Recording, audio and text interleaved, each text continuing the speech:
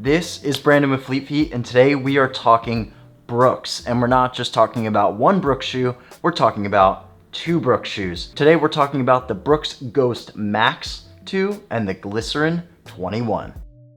So why are we comparing these two shoes? Well, they're actually pretty similar in use case and category. They're both daily trainers and they're both max cushion running shoes. And they're both from Brooks. For the longest time, the Glycerin was actually the only max cushion running shoe from Brooks. But then came along the Brooks Ghost Max, and that was another shoe that a lot of people found to be a pretty max cushion shoe too. And for those who don't know, the Brooks Ghost Max 2 is just an elevated and more cushioned version than that of the Brooks Ghost. And since both these shoes perform so similarly, well, what's the difference? What are some of the similarities? In the past, if you had walked into any Fleet Feet store, they'd say that the Glycerin was just a step up from the Brooks Ghost. But now with the Brooks Ghost Max, is that a step up from the Brooks Ghost? And then what does that mean for the Glycerin? Is that still also a step up? Or is it something else? So understandably, between these two shoes, there has been a little bit of confusion and we've been thrown for a bit of a loop. Let's dive in and clear up everything about these two shoes. Well, first, let's just start with some stats. The Brooks Ghost Max 2 weighs in at 9.5 ounces for the women's model and 10.8 ounces for the men's model,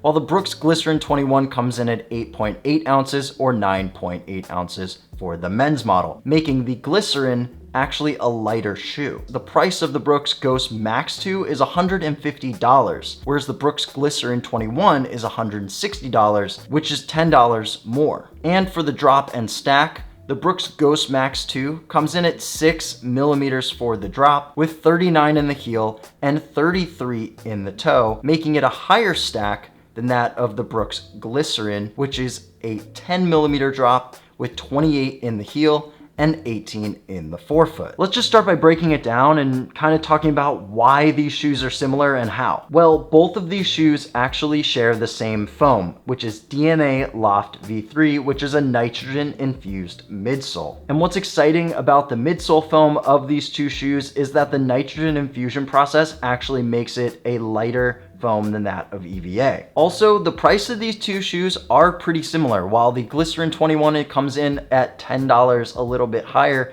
it's honestly not a huge price difference. Both of these uppers are very thick, they are very warm, and they fit true to size. But they all have that very plush and soft Brooks upper feel. And what's different? What are some of the key differences about these two shoes? Well, for one, the Brooks Ghost Max actually has an engineered mesh upper, whereas the Glycerin has a knit upper. Even though these shoes do have different uppers and they're made up of different materials, like I said earlier, they feel pretty similar. The Brooks Ghost Max 2 actually has a lower drop, which actually creates a more stable ride, whereas the stability of the Glycerin 21 mainly comes from a wider base. And the big thing, something that I actually mentioned earlier about these two shoes, is that one is much lighter than the other. The Glycerin 21 is going to be a lighter ride and is going to have less stack. So if you're looking for a shoe that is still max cushion but less max cushion than that of the Brooks Ghost Max 2, then go with the Glycerin 21. And one of our reviewers, Caroline, actually found that this shoe was actually a little bit chonkier, whereas the Glycerin 21 was a little bit more nimble. And we know how much design and aesthetic matters, and Max actually really liked the design and aesthetic more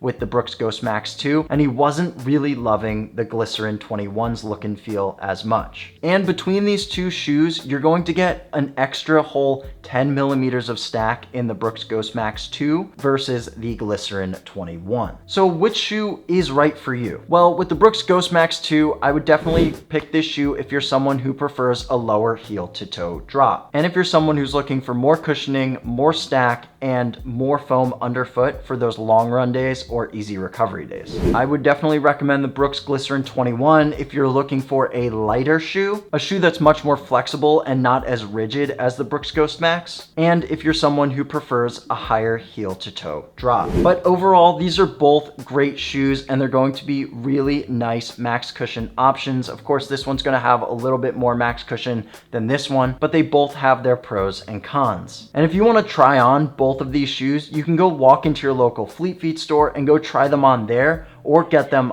online. But for now, I would go recommend that you check out all of our Brooks shoe reviews right here on YouTube.